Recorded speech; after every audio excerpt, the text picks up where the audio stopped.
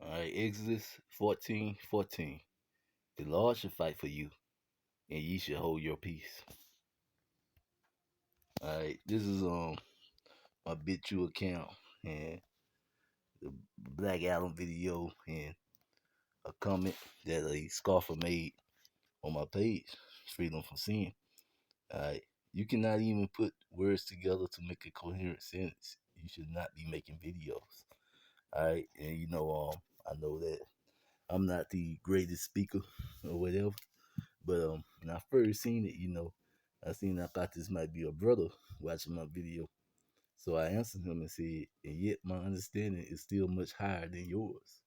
Facts. A man of the Lord would never say anything so stupid to another brother, not knowing where your rank will fall in the kingdom. Alright, so pretty much we don't know who's gonna be on charge of who's gonna be on top of who. We know, man, we have different ranks in the kingdom. All right, so it is best to watch what you say to people, especially not knowing where your stance will be. All right, now we go on down to he answered freedom from sin, and I realized he wasn't a brother because I looked at his page and there was no video. But does it make you angry to be criticized? You cannot even type a coherent sentence either.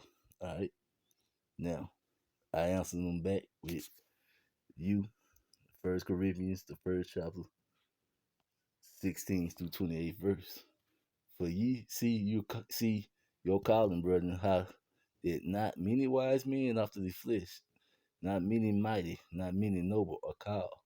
But Yahweh had chosen the foolish things of this world to confound the wise. And Yahweh had chosen the weak things of the world to confound the things that are mighty.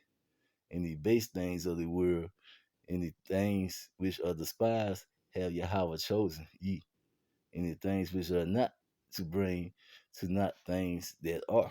All right. And if you can remember, Moses had Aaron because he wasn't a great speaker. And we know Moses was a great man of the Lord. And by the same token, though, Moses was a really wise man. All right.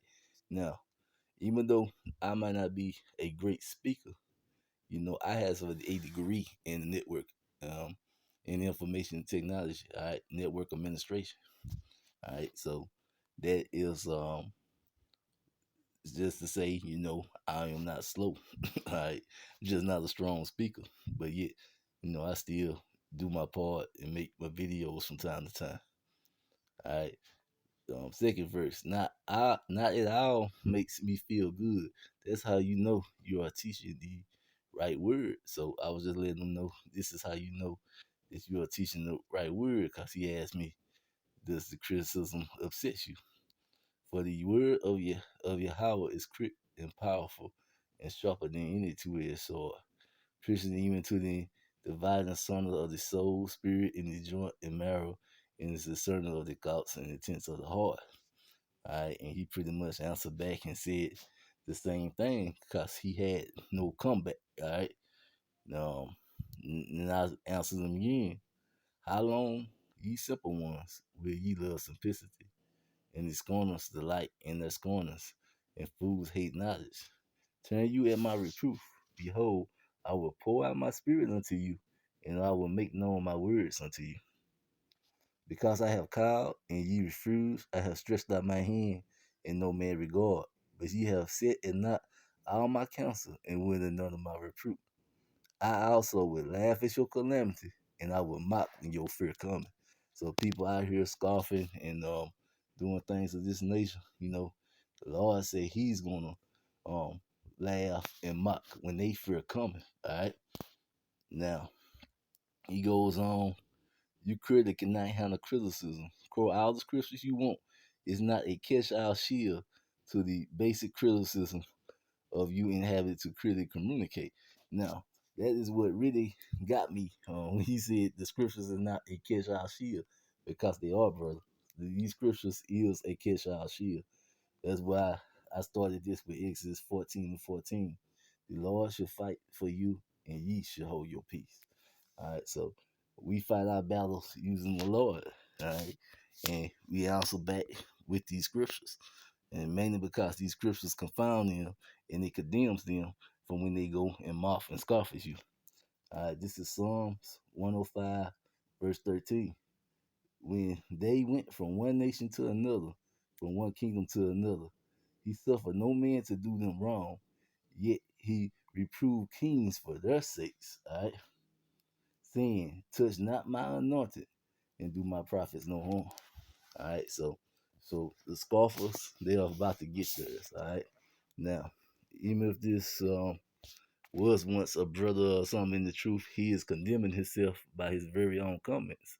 All right, and that's why we got to be careful who we say.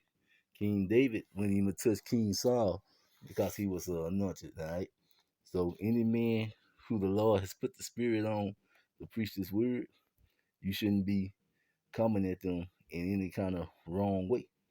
All right, and like I said, you never know a person's intelligence level. All right, just because of how they speak. All right, I'm not a strong speaker, but I am highly intelligent. And that will throw people off, I know, from time to time. But then you got to think about Moses was the same way. All right, that's why he had Aaron. He wasn't a strong speaker, but Moses was highly intelligent. All right, so with that, I'm gonna say shalom. And when people are criticizing you, brothers, it just means you are teaching this word correctly. All right, it's upsetting them. It's getting to them. All right, and with that, I'm gonna say shalom.